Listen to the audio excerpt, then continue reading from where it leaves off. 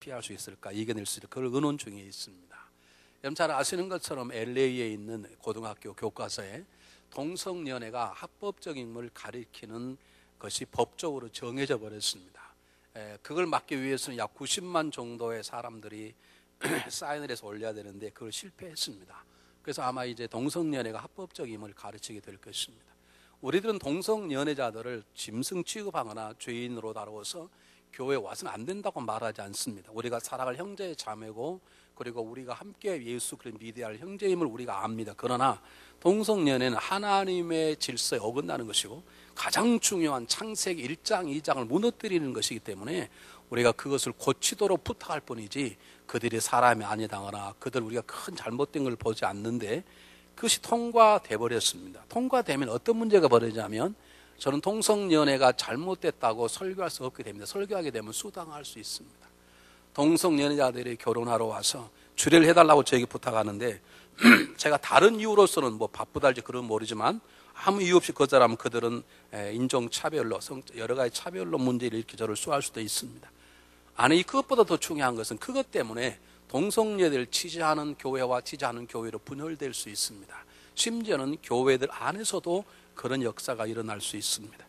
이런 미국 달라스 사는 사람들이 가장 영광스럽게 생각하는 지역이 할랜드 파크입니다.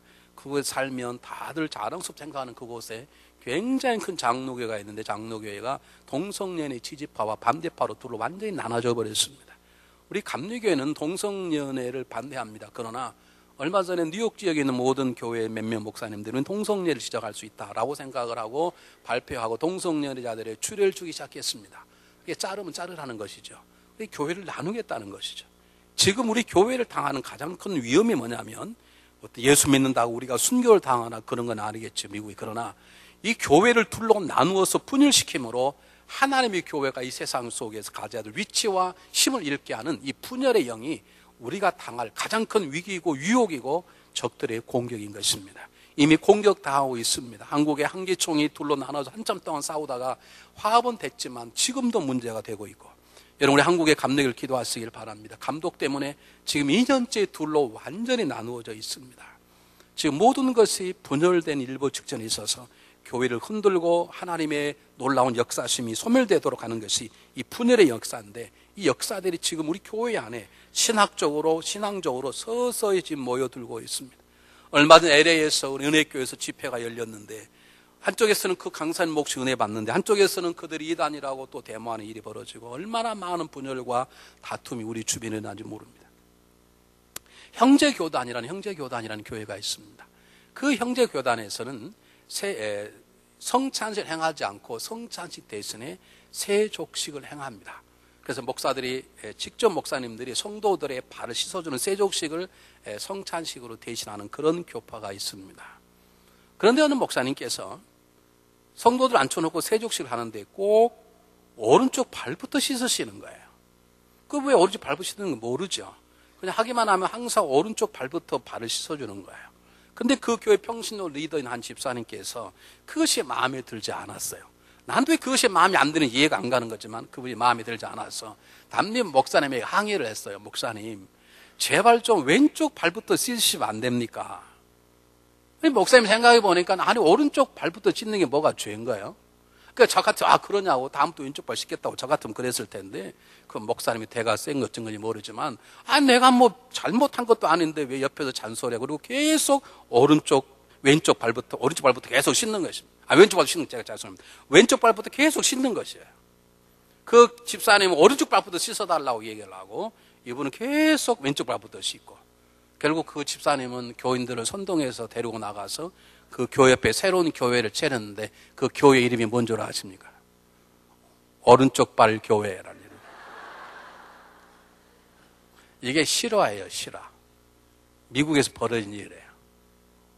이런 분열이 우리 교회도 언젠가 나올지 모르겠습니다. 갑자기 교회 리더가 내가 성경을 읽다 보니까 동성연애는 합법적이다, 아마 그렇게 또 들고 나고 이모네 떠들지 모르죠.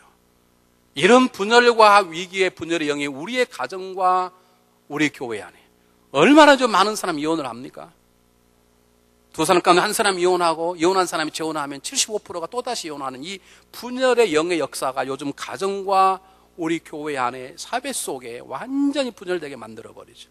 한국 정치 위기가 뭐냐면 여당과 야당이 이제 완전히 분열되어 있다는 것입니다. 이 분열의 영과 싸워서 우리 교회가 교회다우려면, 우리 교회가 세상의 잘못된 사회를 치료하려 그러면 어떤 모습으로 서야 되는 것인지, 다가오는 고난 앞에, 다가오는 핍박 앞에 섰던 이 예루살렘 교회와 사도 바울의 모습을 통해 하나님 우리들에게 놀라운 도전장을 던지고 있습니다. 그걸 함께 배우기를 원하는 것입니다. 그럼 성경을 한번 보시기를 바랍니다. 19절을 보겠습니다. 19절에 바울이 문안하고 하나님이 자기의 봉사로 말미암아 이방 가운데 사신 일을 낱낱이 고하니, 그렇게 기록되어 있습니다. 제가 지지난주까지 말씀드렸던 얘기가 뭐냐면, 사도 바울 일행이 이제 배를 타고 가이사랴까지 와서 그곳에서 예루살렘에 들어오려고 지금 준비하다가 이제 오늘 예루살렘 교회에 들어왔다는 거죠. 들어와서 예루살렘 성도들에게 자기가 그동안 했던 에베소 교회 문제, 여러 교회의 선교 활동에 지금 보고를 하고 있는 것입니다. 우리 지난 금요일 날 엄명희 목사님을 통해서 우리가 북한 선교에 대한 선교 보고를 받았듯이 사도 바울이 자기의 선교 활동을 보고하는데, 잘 들어보세요. 뭐라고? 바울이 문안하고 하나님이 자기의 봉사로 말미암아 이방 가운데 행하신 일들을 낱낱이 고하니, 이 간단히 말하면 사도 바울이 하나님이 행하신 일을 보고하였다, 그 말입니다. 그럼 자기는 아무것도 안 한 것인가? 여러분 아시지 않습니까? 사도 바울이 매를 맞았습니다. 사도 바울이 포위당해 죽을 뻔한 적도 있습니다. 사도 바울이 협박도 당했습니다. 사도 바울이 핍박과 공격을 받았습니다. 사도 바울이 금식하고 사도 바울이 복음을 증거하고 사도 바울이 한 것이죠. 그래서 사도 바울은 자기의 봉사로, 내가 봉사했다고 분명히 말합니다. 내가 봉사한 건 틀림없지만, 내가 땀 흘린 건 틀림없지만, 그러나 내 봉사 자체도 하나님이 주권하에 되어진 것이고, 그분이 나를 부르시고 세우시고, 그분의 내 안에 그분의 마음을 주시고 그분의 능력으로 일하게 하셨기 때문에, 내가 수고한 것이면 결국 내 수고가 아니고 나를 통해 일하시는 하나님의 수고라는 것입니다. 여러분, 교회를 분열시키는 수많은 신학과 잘못된 세상의 풍조를 이기는 것은 교회 안에서, 가정 안에서 하나님 행하신 일들을 얘기하는 것입니다. 제발 여러분이 하신 일들을 얘기하지 마세요. 제가 가장 많이 듣는 일 중에 하나는 뭔 줄 아십니까?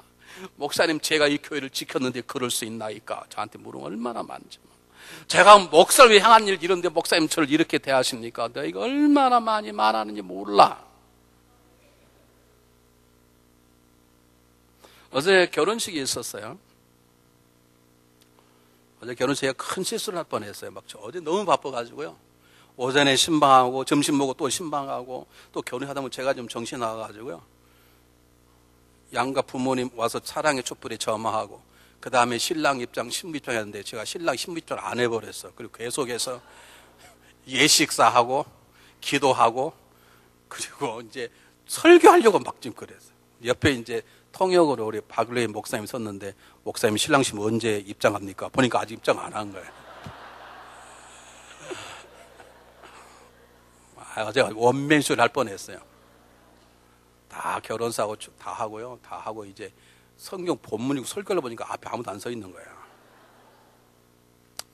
옆에 있는 분 때문에 제가 위기를 모면했는데, 내가 그 부모님들에게 묻고 싶은 게 있어요. 여러분에게 묻고 싶은 게 있어요. 여러분 자녀 출가시킬 때, 얘야, 내가 너 때문에 얼마나 고생한 줄 아냐? 내가 너 날 때부터 고생하고, 너 어릴 때 업고 키우느라고 고생하고, 내가 너 공부시키느라고 고생하고, 그러니까 시집 가서 잘 살아라. 여러분 그렇게 말씀하시죠? 그렇죠? 그렇게 말씀하시면 안 됩니다. 여러분의 믿음의 사람이고 성숙한 신앙인이라면, 아들아 딸아, 내가 너를 낳은 같지만 하나님이 낳으셨단다. 내가 너를 젖먹이고 입히고 키웠지만 사실 나는 아니란다. 하나님이 하셨단다. 그러므로 장가가서 혹시 나를 잊어버리더라도 너희들을 키우신 하나님 잊지 말거라. 이렇게 하셔야 돼. 아멘 하는 게 중요한 게 아니고 그렇게 해야 되는 거예요. 오늘 바울의 모습이 그건 것이죠. 여러분 왜 결혼 생활이 힘드세요? 왜 갑자기 아내하고 살고 싶지 않고 남편하고 살고 싶지 않았어요? 왜 싸우세요? 여러분이 했다는 건 아닙니까? 여러분이 했다는 게 아니에요? 내가 시집 와서 애 5명씩 놔주고 빨래하고 밥하고 이렇게 했는데 너 뭐하고 자빠졌냐는 거지. 그거 안 합니까 여러분? 내가 당신 데려다가 당신 못 키우고 애들 입히느라고 세상에서 수많은 억울을 당해도 사장에게 핍박당하고 전무에게 무시당해도 내가 당신 때문에 이 억울함 당 이렇게 살아오는데 당신 집에서 뭐하고 있냐는 거지. 우린 전부 다 내가 한 것을 얘기하고 그것에 한 것 때문에 섭섭하고 시험 들고 그러지 않습니까? 그런 가정은 위기가 올 수 있습니다. 그런 교회는 위기가 올 수 있습니다. 여러분, 우리가 하나님께 충성한 거 중요합니다. 그러나 뭐가 더 중요하다고요? 지난번에 김은호 목사님도 배웠잖아요. 내가 주님 위해서 충성하는 것보다 주님께서 나를 또 행하신 일이 훨씬 중요하네. 여러분, 내가 주님 위해서 한 것이 주님이 날 통하는 것 똑같을 수 있지만 내 열심이 하나님이 나를 통하는 일과 전혀 다를 수 있어요. 교회는 하나님께서 이 교회를 하고자 하는 일에 매진할 때 교회가 성장하는 것이죠. 하고 싶은 건 해버리면 교회는 절대로 성장할 수 없습니다. 잠깐은 성장할 수 있을지 모릅니다. 여러분 남편에게 말씀하십시오. 여러분 아내에게 얘기하십시오. 여러분 자녀에게 말씀하십시오. 내가 한 게 아니고 하나님이 하신 거기 때문에 당신은 그렇게 살면 안 되는 거야. 그렇게 얘기할 수 있어야 됩니다. 제가 너무 중요한 얘기하면 꼭 이렇게 컨펌한다고 그러잖아요, 여러분. 다 하나님 다 시키시는 일이에요. 저분을 대 인상 쓸 거 하나도 없어. 여러분, 우리가 하나님이 나를 하신 일들을 얘기거리가 돼야 되고요. 성숙한 사람은 그러므로 내가 하고 싶은 일을 찾고 하나님 이 일을 이루어 주시길 바랍니다. 그렇게 기도하는 것이 아니라 하나님께 저를 세우셨는데 어떤 일을 하시기를 원하십니까? 하나님 저에게 제 건강을 어떻게 쓰기를 원하십니까? 하나님 다른 사람도 저에게 많은 물질을 주셨는데 어떻게 제 물질을 어떻게 쓰기를 원하십니까? 하나님 말씀하면 제가 순종하겠습니다. 말씀만 순종할 수 없는데 그럴 적에 믿음을 달라고 기도하는 것이죠. 성숙한 사람 그러므로 날마다 하나님 저를 쓰시기를 원하십니까? 어떻게 저를 쓰시기를 원하십니까? 말씀하시면 순종하겠습니다. 깨달아지면 순종하는 것이고 그래 크고 단 열매가 있으면 나의 봉사를 통해서 내가 한 일이 아니라 나를 통해 행하신 하나님의 영광을 돌리는 그런 놀라운 성숙한 신앙이 될 때 우리의 믿음이 지켜지고 우리 가정이 지켜지고 우리 교회가 강건하게 자라게 되는 것입니다. 어제 청년들이 모여서 전도 축제를 했어요. 제가 결혼식 끝나고 밥도 안 먹고 막 달려와서 봤어요. 그런데 굉장히 잘하더라고요. 제가 이렇게 뮤지컬을 봤는데 뮤지컬 보면 제가 우는 건 처음 봤어요. 제가 눈물 나는 것도 얼마나 감동적으로 젊은 애들이 열심히 하는지. 그런데 그게 그대들이 한 게 아니고 누가 했다고? 하나님이 하신 거예요. 나한테 와가지고 나 잘했죠? 그딴 소리 물어보지 마. 하나님이 하신 거예요. 하나님이 역사하셨죠? 이렇게 물어봐야 돼. 어제 청년부 모임에 하나님이 역사하신 것 같아요. 너무 감동이었어요. 사랑하는 여러분, 기억하시길 바랍니다. 여러분 앉아서 여러분 행한 일을 헤아리시면 여러분의 영혼은 죽어갑니다. 여러분의 가정에서 내가 남편과 아내로서 내가 했던 일들을 헤아리기 시작하면 여러분 때문에 남편은 죽고 여러분 때문에 아내는 죽습니다. 여러분 교회 안에 여러분 행한 일들을 헤아리기 시작하면 교회는 병들기 시작하고 분열되기 시작합니다. 그걸 내려놓으십시오. 하나님이 나를 통해 하신 일들을 헤아리시고 충성하시고 그것을 세상에 알리시기를 바랍니다. 우리는 오직 그것 때문에 존재하는 것이고 우리가 구원받고 살아가는 이유가 거기에 있는 것입니다. 하나님이 여러분 통해 행하시고자 하는 일들이 무엇인지 오늘 물으시고 응답받고 충성하시는 여러분 되시기를 주의 이름으로 축복합니다. 두 번째입니다. 우리가 다가오는 이런 분열의 영들, 우리 가정을 깨고 교회를 깨려고 하는 이 세상을 분열시키는 완전히 좌파, 우파, 종북 세력, 보수 세력, 강남파, 무슨 파, 요즘 얼마나 어려운지 몰라. 이게 다 나누는 거거든요. 결국 뒤에는 사단의 역사가 다 들어있는 것인데 이런 것에서 우리 자신을 지키고 우리 가정을 지키고 교회를 지키려면 두 번째 뭐가 필요한가? 성경을 함께 보겠습니다. 20절 한번 보시기 바랍니다. 20절에 뭐라고 나와 있냐면 저희가 듣고 하나님께 영광을 돌리고 바울더러 이르되 형제여 그대도 보는 바에 유대인 중에 믿는 자 수만 명이 있으니 다 율법에 열심히 있는 자라 그랬어요. 여러분 잘 아시죠? 예루살렘 교회가 수천 명으로 잘 자랐습니다. 그러다가 스데반의 핍박을 인해서 예루살렘 성도들이 다 흩어지기 시작했어요. 그리고 20년이 지났습니다. 그런데 놀라운 것은 바울이 왔을 때 당연히 이곳에는 지금 사도들이 없는 것 같아요. 왜? 사도들이 있었으면 야고보 이름뿐만 아니라 다른 사람의 사도 이름이 나왔을 텐데 이름이 전혀 없는 걸 보면 이미 사도들은 다른 곳으로 다 선교를 떠났다고 우리가 볼 수 있습니다. 성경 기록되어 있지 않지만 기독교 역사상 전에 내놓은 이야기하면 60개 제자들에게 12년 동안만 예루살렘 교회를 섬기도록 명령을 내리셨다고 전해주고 있습니다. 그래서 지금 20년 다 됐으니까 벌써 다 떠난 거죠. 그곳에는 그렇게 탁월하게 말씀을 가르치고 직접 기사와 표적을 행할 만한 능력의 사도들이 이미 떠나 있었는데, 놀라운 것은 핍박이 있었고 흩어진 그런 교회 가운데 와서 보니까 수만 명의 사람이 있는 거예요. 여러분, 예를 들어서 말씀드릴게요. 여러분이 내일 한국에 가셨다가 10년 만에 달라스 왔더니 달라스의 한인들이 8만인데 8만 가운데 5만 명이 예수 믿네. 이거 놀라운 일 아닙니까? 이 일은 무엇을 말해주는가? 핍박에 있었던 교회, 사도들이 다 떠나던 교회 가운데도 그 가장 핵심적인 반대파들, 적들이 있는 그곳에 수만 명의 성도들이 모여 있었다는 것은, 그것은 이 교회의 지도자들의 헌신과 충성도 있었겠지만 누구의 역사란 말입니까? 성령님의 역사란 뜻입니다. 성령님의 역사가 아니고서는 수만 명이 모일 수 없습니다. 여러분, 우리가 좀 전도하려고 그럽니다. 전도가 한 달에 한 번씩 합니다. 우리 교회 몇몇 집사님들은 수요일 날, 목요일 날 계속 지금 전도하고 계십니다. 여러분, 우리들이 전 교인들이 예배 끝나자마자 다 전도를 나가서 복음을 증거한다 그럴 때 우리가 한 사람 한 사람 전해서 언제 달라스를 복음하겠나, 여러분 생각해 보세요. 여러분, 우리 지난 수요일 날 우리 선교 세미나 배웠잖아요. 거의 2000년 가까웠게 모였던 기독교가 40년 만에 거의 배로 확 늘어버렸어요. 그것을 우리는 선교사 역사라고 말하자. 예전에 선교사 레빙스턴, 유명한 선교사님, 윌리엄 켈리, 유명한 선교사들이 그렇게 활동할 때보다도 지금 무명의 선교사가 있는 그곳에 40년 만에 어마어마하게 기독교 인구가 늘었어요. 우리 이것을 선교사들의 수고라고 말하지 않고 성령님의 역사라고 말합니다.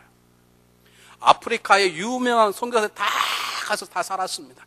다 그곳에 뼈들 묻을 만큼 충성했는데, 그때보다도 지금 수십 년 동안에 폭발적으로 아프리카의 복음 증거대 거의 절반이 복음화될 정도로 많은 복음이 세상 사람들을 확 바꿔놓았어요. 그걸 뭘 말하는가? 이것은 사람의 수고도 있었겠지만 이것은 철두철미하게 성령이 역사하는 일이라, 그렇게 보는 것입니다. 여러분, 우리 교회가 앞으로 당할 여러 가지 어려운 문제를 이기고 세상 속에 우뚝 서서 세상에 교회에 좋은 영향을 미치고 다른 교회를 세우는 아름다운 교회가 되려면 하나님의 일을 얘기하고 하나님에게 쓰임 받을 뿐만 아니라 그런 모든 일들이 성령의 지배와 충만함으로 되어질 때만 가능한 것입니다. 여러분의 생각을 말하지 마시고 성령님의 생각을 말하시고, 여러분의 감정으로 일하지 마시고 성령의 감동받아 일하는, 철두철미하게 이 교회를 세우는 성령님에게 지배받아 움직일 줄 아는, 성령의 멈추라면 멈추고 성령님이 가라면 가고, 그렇게 하는 성령의 충만한 삶을 사는 성도가 모일 때 그 성도가 있는 가정, 그런 가정과 교회는 평안하고 승리하는 교회 가정이 될 걸 믿으시기를 바랍니다. 그러면 여러분, 우리가 항상 기도할 중에 하나는 날마다 일어날 때마다 오늘도 저에게 성령의 충만함을 주시옵소서. 하나님, 오늘도 성령이 저를 인도하여 주시옵소서. 성령 읽을 때도 성령님 깨닫게 도와주시옵소서. 성령 앞에 엎드리고 그분 앞에 쓰임받는 귀한 일꾼들이 되시기를, 성령 충만한 종들이 되시기를 주의 이름으로 축복해 드립니다. 그 다음 세 번째입니다. 여러분, 성경 한번 보시기를 바랍니다. 20절, 22절 한번 읽어보겠습니다. 20절, 21절 보면, 저희가 또 하나님께 영광을 돌리고 바울들이 이르되, 형제여 그대도 보는 바 유대인 중에 믿는 자가 수만 명 있으니 다 율법에 열심히 있는 자라. 내가 이방인에 있는 모든 유대인들을 가르치고 모세를 배반하고 아들들에게 할례를 하지 말고 또 규례를 지키지 말라 한다 함을 저희가 들으다. 그러면 어찌알고 저희가 필연 그대에 온 것을 드리리니, 이렇게 말하고 있습니다. 지금 이게 무슨 말이냐면요, 제가 여러분들에게 조금 배경을 자세히 설명하고 그 다음 얘기를 하도록 하겠습니다. 예루살렘 교회와 사도 바울이 하나님 하신 일들을 겸허하게 보고를 했는데, 야고보와 그 형제들이 그걸 시기에 질투하지 아니하고 저가 말은 그래도 지자랑하고 있구만, 이렇게 비꼬지 않고 순수하게 다 받아들였습니다. 그리고 하나님께 영광을 돌렸어요. 그런데 이 예루살렘 교회의 수장인 야고보와 장로들에게 하나의 걱정이 있었어요. 어떤 걱정이 있었느냐? 들려오는 소식이 사도 바울이 복음을 증거하면서 모세 율법, 야 미쳤냐, 그거 지키지 마, 할례 받을 필요도 없어, 그냥 예수만 믿어. 그리고 죽어 있는 시체나 피를 마시거나 목매이 죽인 것 음행하는 거 하지 말라고 그런 규모도 지킬 필요 없어. 그냥 예수만 믿으면 돼. 그렇게 가르쳤다는 잘못된 소문을 야고보가 들은 것이에요. 근데 야고보는 그걸 듣자마자 그럴 수 있어. 그렇게 의심하지 않고 사도 바울이 그럴 리 없어. 이것은 사도 바울을 넘어뜨린 의미하는 소식이야 라는 걸 딱 깨달은 것입니다. 그래서 사도 바울에게 묻지도 않은 것이에요. 그러나 걱정되는 건 수만 명이 전부 다 유대교 그리스도인들이에요. 유대교 그리스도인은 제가 말씀드렸죠. 먼저 예수님을 구원받으려면 먼저 유대인이 되고 먼저 할례를 받고 그리고 세례를 받으라는 거예요. 철두철미하게 구원은 받았지만 율법주의자들과 비슷한 거예요. 그 사람들이 사도 바울을 보고 가만히 있지 않겠다는 거지. 자기들은 알지만 영적으로 무지한 자들은 어쩌면 사도 바울에게 돌을 던질 줄 모르겠다는 거예요. 그래서 사도 바울에게 그 어려움을 피할 수 있도록 하나의 제안을 합니다. 그럼 성경 한번 보시길 바랍니다. 23절 한번 보시길 바랍니다. 우리의 말은 이대로 하라. 서원한 네 사람이 우리에게 있으니 저희를 데리고 함께 결례를 행하고 저희를 위하여 비용을 내어 머리를 깎게 하라. 그러면 모든 사람이 그대에게 대하여 들은 것이 헛된 것이고 그대도 율법을 지켜 행하는 줄로 알게 할 것이라. 지금 예루살렘인 수만 명에서 대부분의 사람들은 사도 바울은 모세를 배반한 사람이고 할례를 무시한 사람이라고 들어왔기 때문에 잘못하면 또 장돌 맞을 수 있죠. 그래서 지금 야고보가 뭐라고 제안하냐면 우리 교회 가운데 4명의 사람이 결례를 하려고 그런다는, 결례란 말은 성결의식입니다. 여러분 민수기 6장 한번 읽어보시기 바랍니다. 나실린이 되려면 성결의식을 했어야 돼요. 들어가서 머리를 깎고 한 기간 동안 2번씩 머리 깎지 않고 그 다음에 독주를 마시지 아니하고 죽은 자의 시체를 보거나 만지거나 먹지 말아야 되고 머리를 깎지 말아야, 그런 어떤 결례를 행하면서 일정 기간 동안 금욕생활을 하는 것입니다. 근데 이 시대에는 30일 동안, 짧으면 7일 동안 성전에 들어가서 머리를 깎고 그리고 완전히 금욕생활하고 그리고 끝날 때 다시 머리를 깎아서 머리털을 불을 태워 하나님께 드리고 짧으면 7일 동안 그것을 결례라고 말합니다. 그런데 그럴 때 그 모든 과정 속에 돈을 받았나 봐요. 왜 받았는지는 잘 모르겠습니다. 아마 머리 깎는데 돈을 줬는지 잘 모르겠어요. 그 4사람과 당신이 함께 결례를 행하고 그리고 그 사람들이 지불할 돈을 당신이 다 지불한다면 아마 사도 바울이 텐트를 천막을 팔아서 갖는 돈이 많이 있는 걸 알았던가 봐요. 그건 잘 모르겠습니다. 이거 정확하게. 사도 바울에게 당신 함께 유대인의 율법을 지키고 그리고 거기에 드는 비용을 다 내준다면 유대인들이 사도 바울이 이 모세 율법을 거부한 자가 아니구나, 그렇게 알게 될 게 아니라는 거죠. 그렇게 할 것이니까 그렇게 해보라는 거죠. 그 제안을 드렸습니다. 사도 바울이 조금도 주지 않고 그 제안을 받아들이고 4사람과 함께 들어가 결례를 행합니다. 이것은 뭘 말하냐면 성숙한 교회의 모습을 말합니다. 여러분 잘 보세요. 예루살렘 교회는 할례를 세례보다 좀 앞세우는 완전히 교파가 다른 교파입니다. 사도 바울은 이방인 교회, 예수 그리스도의 십자가를 강조하는 이방인 교회입니다. 이 두 교회가 지금 딱 만났는데 조금도 문제가 없이 하나로 의견이 모아지는 것이죠. 교파가 있지만 교파의 담이 무너지고 교회의 특성이 있지만 교회의 담이 무너지고 하나가 되는 성숙한 신앙인의 모습을 성경은 보여주고 있는 것입니다. 여러분, 우리가 앞으로 닥쳐올 여러 가지 어려움들이 세상 속에서 우리 교회가 지속적으로 하나님의 교회를 쓰임받아서 이 달라스뿐만 열방을 섬기는 교회가 되려면 성숙한 교회가 되어야 됩니다. 성숙하지 않으면 어린아이가 도둑을 잡을 수 없습니다. 저도 도둑이 이길 만한 장성한 자가 되어야 되죠. 우리 영적으로 장성한 자가 돼서 어둠의 영들을 물리쳐야 되는데 그러면 어떻게 해야 되는가가 성경 본문에 나와 있습니다. 기억하십시오. 첫 번째, 영적 분별력이 있어야 합니다. 그 말은 무슨 말이냐면 야고보의 귀에 그리고 그 예루살렘의 장로들의 귀에 사도 바울이 모세 율법을 폐하해버리고 할례 받을 필요도 없고 그리고 우리가 지침에 내렸던 규모도 지킬 필요가 없고 예수 십자가만 붙들라고 했다고 하는 잘못된 소리를 들었을 때 야고보와 장로들은 이것은 헛된 소식이라는 걸 딱 알았다는 거예요. 이것을 영적 분별력이라고 그래요. 여러분 보십시오. 사도 바울이 안디옥 교회를 함께 섬겼죠, 바나바와. 그런데 안디옥 교회가 와서 보니까 문제가 생겼습니다. 유대인들은 할례를 받아야 된다 그러고 이방 민족들 할례가 뭐 필요한지 그 때문에 싸움이 났습니다. 그래서 바나바와 바울이 대표로 어디로 가죠? 예루살렘에 가서 총회를 열죠. 그때 야고보가 결정을 내립니다. 이방인들에게는 할례를 강요하지 말라. 그 대신에 오늘 성경에 나온 것처럼 우상에 드린 제물이나 목매일 죽인 것과 음행과 피 있는 것을 먹지 말라. 이것만 지키면 다 구원받는 성도로 하겠다라고 지침을 내리죠. 사도 바울은 그대로 행했고, 그리고 할례를 무시했냐? 그렇지 않습니다. 사도행 16절에 보면 자기 아들, 영적인 아들 디모데에게 뭘 베풀었죠? 할례를 베풀었습니다. 이게 잘못된 소식이 들려간 것을 야고보는 정확하게 분별할 줄 알았습니다.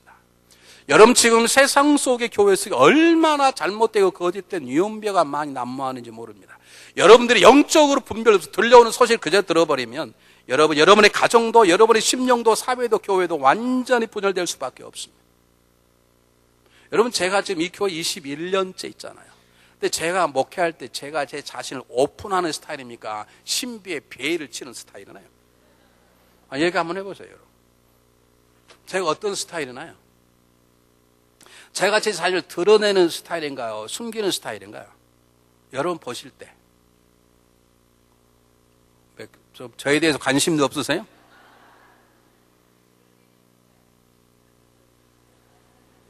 우리 이병원 권사님 정말 너무 잘 알아요. 박사학위를 주셔야 돼요. 근데 아는 것하고 행동하는 것하고 많은 사람이 달라요. 제가 21년 동안 이 교회에 있으면 저에 대해서 알 거 아닙니까? 그런데요, 지금도 듣는 소리가 뭔 소리 듣는 줄 아십니까? 목사님은 기도 많이 한 사람을 좋아하고 기도 안 한 사람을 미워한다. 기도 많이 한 사람은 목사가 좋아해야 되지 미워해야 됩니까? 당연히 좋아하죠. 그러나 기도 안 한 사람도 저는 좋아해요. 제가 여러분에게 교회 와서 앉아 있는 것만도 저는 기본적으로 제가 좋다고 여러분에게 수없이 고백했어. 목사님은 11조 내는 사람은 너무너무 이뻐하고 11조 안 내는 사람 막 미워한대. 11조 낸 사람을 제가 미워해야 됩니까? 전 11조 낸 사람 예뻐해요. 11조 안 내도 예뻐해요. 제가 11조 설교한 거 봤습니까, 여러분? 내라고 말하지만 안 내도 you're okay. 얼마나 많은 소리가 들리는지 몰라. 우리 집사람이 저보다 생일이 일주일 빨라요.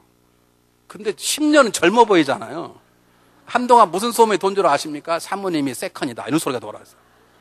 하여간 자기 맘대로 떠들면 떠드는 사람은 재미로 듣는 사람도 그냥 그걸 그대로 들어. 그것보다 영적 멍청이라고 그러는 거예요. 들린 대로 판단하지 마시고 보는 대로 판단하지 마시고 우리가 헛것을 얼마나 많이 볼지 몰라. 우리는 생각대로 보게 돼 있고 우리가 안경 쓰는 대로 세상을 보게 돼 있어요. 여러분, 영적 분별이 있어야 되는 거예요. 무엇이 거짓인지 무엇이 진짜인지 알아야 되는 거예요. 지금도 교회 안에 수많은 얘기들이 돌아다녀요. 얼마나 많이 돌아다니는지 몰라요. 우리가 교육관을 짓는데 돈이 부족해서 한 2년 있다가 지었잖아요. 이게 우리가 한 일이 하나님 하신 일이고 2년 동안 있다가 지니까요. 건축비가 70만 불이 줄었어요. 경기가 다운돼가 325만 불짜리를 245만 불이 지었어요. 그리고 이자가 7%인데 2년 뒤에 불리니까 5%로 줄었어요. 참 아멘도 할렐루야도 안 해. 하여간 나는 이해가 안 가요, 가끔씩. 그런데 교회를 이게 교육까지 진행이 안 되니까 한쪽이 뭐라는 줄 아세요? 우리 목사님 더 이상 우리 교회 목회하기 원치 이제는 이 교회를 팔아 다른 교회로 가려고 그러시나 봐. 여러분, 57세에 된 목사 부르는 교회 없어요. 요즘 새 목사는 다 45 쉬인을 찾아요. 나는 이미 늙었어요. 하여간 제가 논문 쓰지 말라고 그렇게 얘기를. 논문 쓰는 사람은 괜찮아. 얼마나 할 일 없으면 논문 쓰겠어요. 하세요. 근데 논문을 들으면 영적 분별력이 있어야 돼. 이게 진짜인가 가짜인가. 아멘 하는 게 중요한 게 아니고요. 분별하라니까요.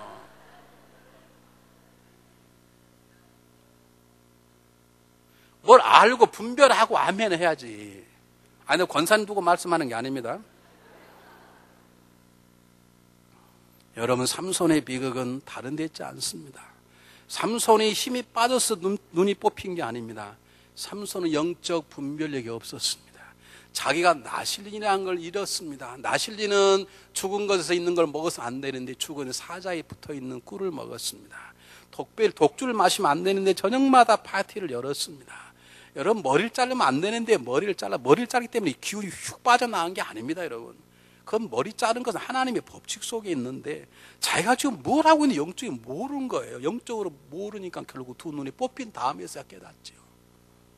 여러분, 우리가 교회를 지켜나가고 내 믿음과 내 가정을 지켜나가려면 영적인 분별력이 있어야 돼요. 뭐가 옳고 그른 것인지, 내가 선 위치가 올바른 게 올바르지 않는 것인지를 분별할 줄 알고, 내 자녀가 제대로 가는 것인지 아닌지를 알아볼 줄 알아야 되고, 하나님 나에게 쓰시는 것이 무엇인지를 알아. 내가 지금 들려오는 소리가 이게 진리인지 거짓인지를 구분할 줄 알아야 돼요. 여러분, 그러려면 처음 말씀한 것처럼 성령님에게 매달릴 수밖에 없어요. 모든 걸 구별하기는 진리 영신 성령님밖에 없기 때문이에요.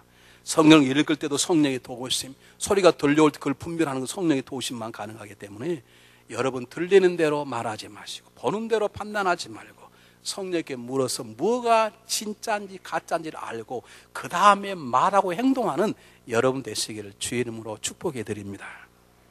두 번째는요, 아까 똑같은 얘기입니다. 하나가 되었습니다.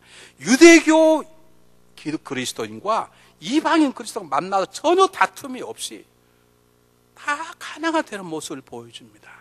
여러분, 교회가 하나가 되게만 하면, 아니 하나가 된 것이죠. 하나가 됐으면 그것만 지키면 무서울 것이 없네요. 여러분, 두 부부가 하나만 되면 무서울 것이 없고 못할 일이 없는 것이죠. 문제는 이것이 나누어져 있기 때문에 문제인 것이죠. 여러분, 제가 가슴 아픈 얘기를 하나 하겠습니다. 들으십시오. 요즘 한국의 매스컴과 신문의 모든 데에서 기독교는 밥입니다. 밥. 우리 개신교는 밥이에요. 그래서 개독교라 그러잖아요. 제가 목사님 쫓아가서 가만히 안 뒀을 것입니다. 근데 목사이기 때문에 어떻게 할 수도 없고, 우리 집사람한테 내가 목사니까 어떻게 할 수도 없고 어떻게 개독교라는 소리를 들어요. 왜 그런 줄 아십니까? 여러분, 저는 방송 있는 사람 직접 얘기 드는 걸 여러분이 전하겠습니다. 다른 데를 건들면, 다른 데는 어딘 줄 아시죠? 한국에 큰 종교들이 많이 있잖아요. 가톨릭도 있고 뭣도 여러분 있잖아요. 거기를 탁 비리를 건들면 벌떼처럼 달라들어. 그걸 막으려고. 그럼 이단을 건들면 가만히 있지 않아요. 이단을 함부로 못 건드. 이단이 사실 가장 나쁜 영향을 미치는데, 한국에서 이단 대치기를 하시는 분 탕미영 교수님이 칼에 맞아 죽었지 않습니까? 같이 죽여버리는 거예요, 그냥. 그런데요, 개신교를 건들면 어떤 일이 벌어진 줄 아세요? 모 교회 목사 이러더라. 그러면 어떤 일이 벌어진 줄 아세요? 그 다음날 신문 방송 이미 하지도 않고 매달 며칠 날 이것이 알고 싶다에 나는 아간이 아니다 라는 프로그램 나간다고 미리 딱 광고를 하면요, 그 목사에 대한 수많은 정보를 막 갖다 줘. 그냥 이 썩어질 것들이. 그걸 일단 막아야 돼. 일단 막아야 되거든요. 그 사람을 위해서나 교회를 하나님을 위해서 그걸 막아야 되거든요. 방송 못 나게 막아야 되고, 그걸 하고 그 다음에 우리끼리 회개하고 우리끼리 해결할 문제인데요. 다른 데 다 일단 막아. 거기 가서 그냥 데모하고 난리 나죠. 그러니까 무서워. 왜냐하면 그걸 낼 때는 수도하는 걸 다 준비하고 하는데, 우리 개신교를 딱 건들면 다 소스를 갖다 줘. 신명기 장로님 막 갖다 주고, 이두현 장로님 갖다 주고, 이선 목사의 비리가 이거다고 내가 다 한다고 다 갖다 주는 거야. 하나가 되지 못해서 그래요. 이것이 한국교회의 약점이에요. 여러분, 하나가 되어야 돼요. 이 교회가 어떻게 하나가 된 줄 한번 볼까요? 성경 한번 보시기 바랍니다. 17절 보시기 바랍니다. 예루살렘 이르니 형제들이 우리를 기꺼이 영접하거늘, 그렇게 나와 있습니다. 20절에 저희가 듣고 하나님께 영광을 돌리고 바울들을 이르되 형제여 그랬습니다. 여러분, 지금 사도행전에서 다 제자라고 나와 있습니다. 제자라고. 근데 형제라고 지금 부릅니다. 아나니아가 눈이 멀었던 사울을 안수할 때 형제라고 부른 것처럼 확 뒤바꿔진 거죠. 17절에서는 바울 일행이 예루살렘 교회 성도들 형제라고 보는 것이고, 20절에서는 예루살렘 성도들이 다가오는 사도 바울 형제라고 부르는 거예요. 그 말은 무슨 말? 제자보다 훨씬 가까운 것입니다. 하나님을 한 아버지를 모시는 우리는 패밀리가 되었다는 것입니다. 이것이 하나 되는 것이 중요한 것입니다. 여러분, 교회는 집사도 있고 권사도 있고 장로도 있고 목사도 있지만 우리는 형제 자매입니다. 예수님이 장자이시고 하나님은 우리의 한 아버지이십니다. 이건 아멘 안 해도 진리요. 여러분, 이것이 돼야 돼요. 여러분. 그래서 오직하면 형제 교단이 있겠어요. 그래서 어느 교회는요, 뭐 집사님, 권사님 안 불러. 다 형제님, 자매님만 불러. 모든 직분을 다 떼고 그냥 무조건 남자는 형제님. 그리고 자매, 여성분들에게 무조건 자매님. 한번 불러볼까요? 형님 한번 불러볼래요? 시작. 한번 해보세요. 한번 해보시라고. 한번 옆 사람이 형님, 누님 한번 해보시라고.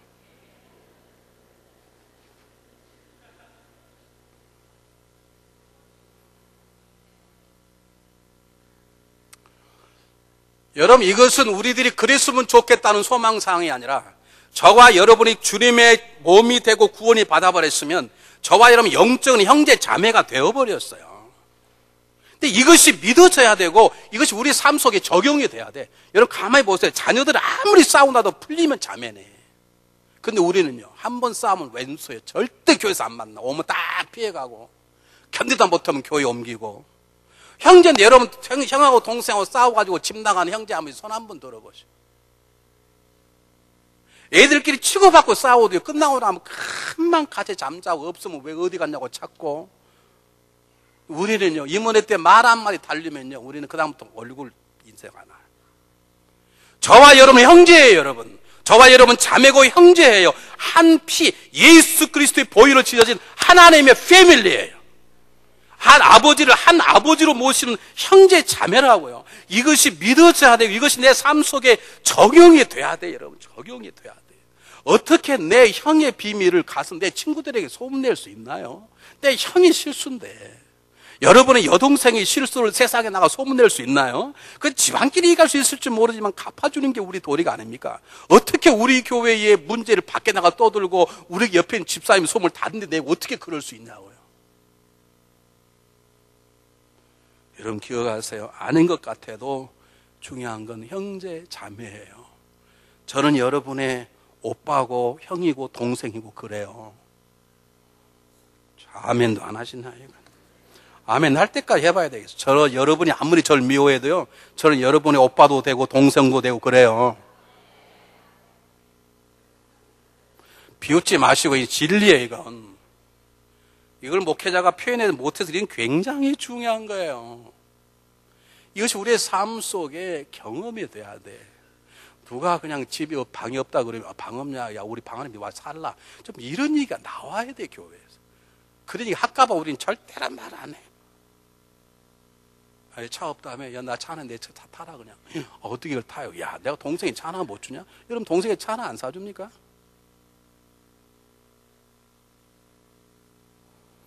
다음부터 제가 해보려고 그래요. 해나 나는 하는데 쫓아가가지고 차 내놓으려고. 내가 우리 집사람에게 여보, 내가 그 사람한테 그 사람 도우려고 얘기 좀 해야 되겠다. 우리 집사람이 여보 그런 말 하면 안 돼. 뭐가 안 돼요? 나 형제 자매인데. 내 형한테가 동생을 도우라는데 뭐가 잘못이냐고. 우리 형제가 자매인데. 형제 자매는요, 싸워도 문제가 안 돼요. 서로 달라도 성격이 전혀 다르잖아요. 우리 집에 딸과 아들이 성격이 전혀 달라요. 만나면 잘 싸워요. 없으면 얼마나 찾는 줄 아세요? 하여간 웃겨 서로. 그렇게 왜 싸우는지. 근데 또 얼마 금방 풀어져가지고요, 금방 또 찾고 걱정하고 기도해 주라고 그러고 지들끼리 생쇼를 하고 있어요. 이게 하나님의 가족의 증거예요. 우리 집사람은 저하고는요 전혀 성격이 달라요. 그래도 잘 살아요. 왜요? 우리가 다 형제, 부부이지만 주님 하나의 형제 자매거든요. 우리 집사람은요, 식사하고 나면 이렇게 페이퍼타올 해가지고 닦기도 하고 입도 닦으잖아요. 그러면 그걸 절대 안 버려요. 그걸 말려요. 이 큰 종이를 어떻게 버리냐는 거지. 그러면 저는요, 그걸 버리지 어떻게 추접하게 또 쓰냐. 다 말리면 다 죽는다는 거, 모든 병균이. 그러니까 다 말려가지고요, 그걸 또 한 번 또 써요. 뭐 입은 안 닦이겠지만 테이블에서 또 써. 그럼 저는 그걸 가지고요, 여자가 궁성 떠내 그러지 않아요. 저는 그냥 말리라 그러고 나는 항상 새 거 써요, 그냥 나는.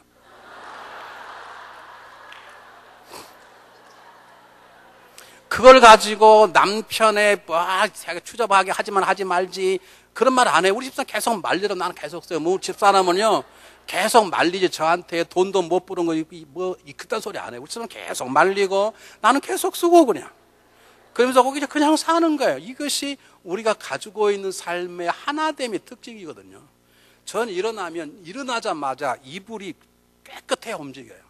우리 집사람 일어나자마자 먼저 설거지하고 남은 거 다 씻고 그리고 와서 다 샤워하고 그래야 이불을 정리를 해요.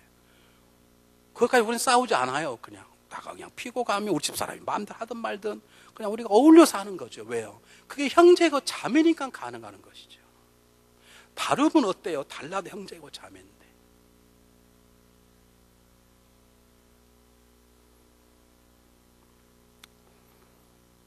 자, 그 다음 보겠습니다. 두 가지 보고 제가 여러분에게 말을 마치려고 그러는데요.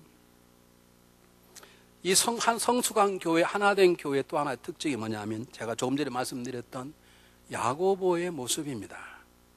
야고보가 어떻게 생각하면 사도 바울 때문에 젤러스할 수 있어요. 자기가 뭔데 갑자기 하나님이 자기를 부르셨다고 그러고 막 능력하는 역사가 있는 우리 같으면 속에 뒤틀리고 막 이게 속에 좀 그래야 돼. 안 그러겠습니까? 내가 물어보겠습니다.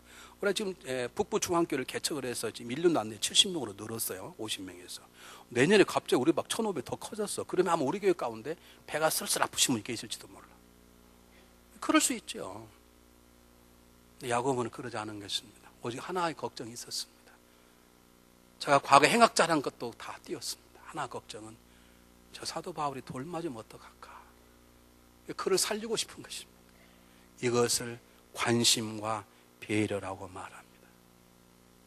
여러분 교회 오래 다니는 것 대단히 중요합니다. 기도 오래 하는 것 대단히 중요합니다. 교회 헌금 많이 하는 것 중요합니다. 그러나 그보다 더 중요한 것은 우리가 상대방을 배려하고 관심 가져주는 게 중요한 거죠. 저 뒤에 앉으신 분들은 시험 들지 말고, 특히 2층에 있는 분 시험 들지 말고 들으세요.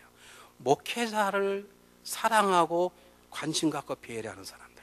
어떻게 하면 목회자의 설교가 힘 있게 하고 어떻게 하면 목사님이 담대하게 설교했을까. 내가 조금이라도 목사님을 돕고 배려하고 싶다 하신 분들은 가까이 앉게 되어 있어요. 그리고 예배 시간에 아멘을 잘하게 되어 있어요. 이거 별로 아멘이 안 나오지 이렇게. 그게 배려라는 거예요. 그러니까 우리 교회가 아직도 강력하지 못하는 건 이 배려가 조금 적어 우리는 그냥 내 할 일만 해요. 여러분 그게 믿음이 아닙니다. 여러분 하나님이 할 일만 있으면 저와 여러분 다 지옥 갔어. 저와 여러분 하나님 우리가 요청하고 있는 간섭 들어오셔서 우리 문을 뚫어 예수를 믿으라고 그가 밀고 들어오는 것처럼 믿음이란 간섭이시요 관심이고 배려고 도움이고 사랑인 것이죠.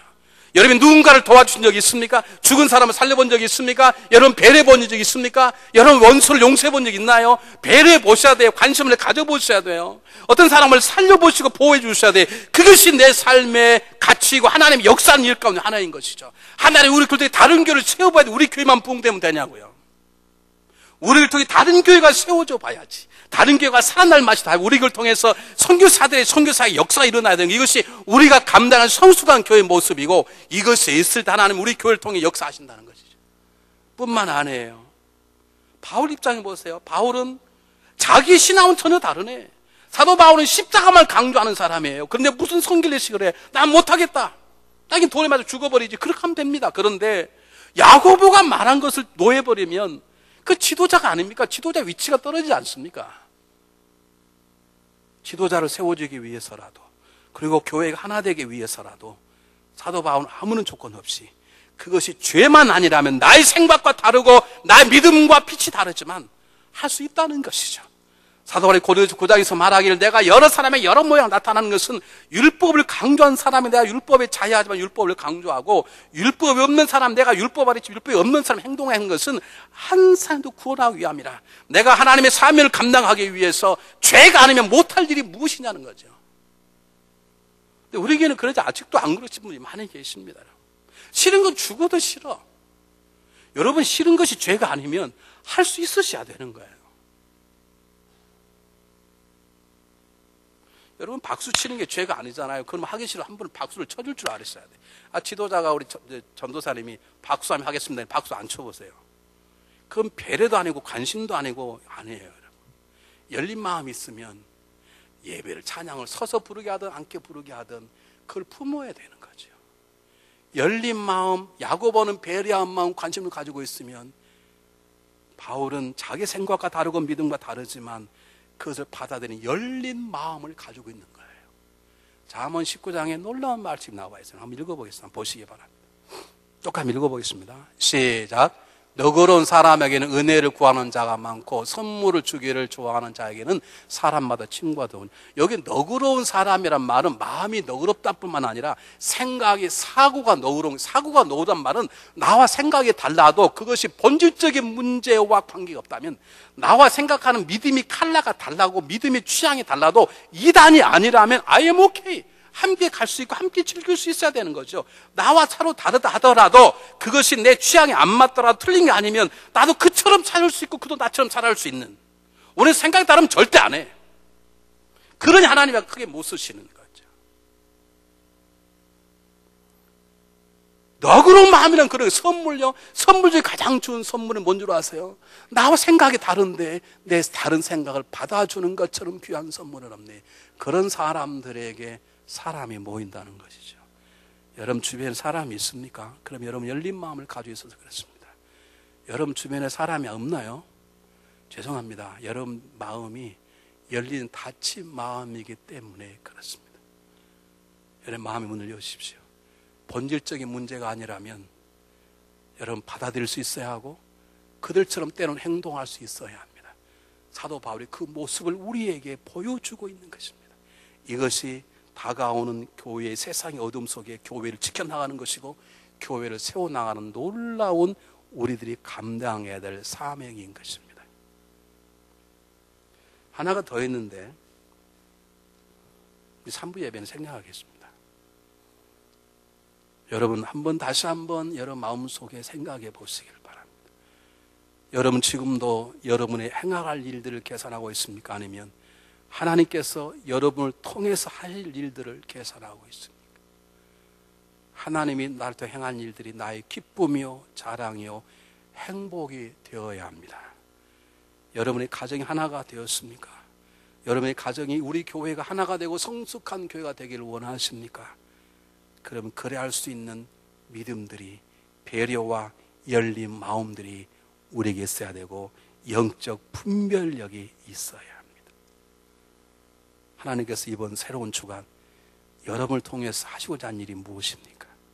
물으시고 답을 얻으시거든 충성하시고 열매가 있으시거든 그 열매를 하나님이 하신 일이라고 가정 안에서, 교회 안에서, 세상 속에서 증거하고 외치는 자들이 되시기를 주의 이름으로 축복합니다. 기도하겠습니다.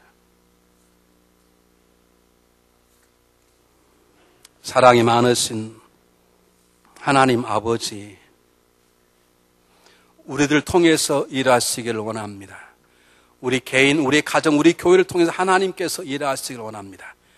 우리가 입을 열어 하나님이 우리를 통해 행하신 일들을 감사케 하고 증거케 하고 자랑케 하고 증거할 수 있도록 저희들을 도와주시기를 바랍니다. 우리 교회가 형제 자매로 하나 된 교회가 도와주시고 사랑과 관심에 배려하는 교회가 되게 도와주시고 열린 마음으로 서로의 다른 색깔들을 품을 줄 아는 교회가 될 수 있도록 우리 교회를 들어 쓰시고 우리 교회를 통해 영광을 받아 주시옵소서. 예수님 이름으로 간절히 기도하옵나이다. 아멘. 다 같이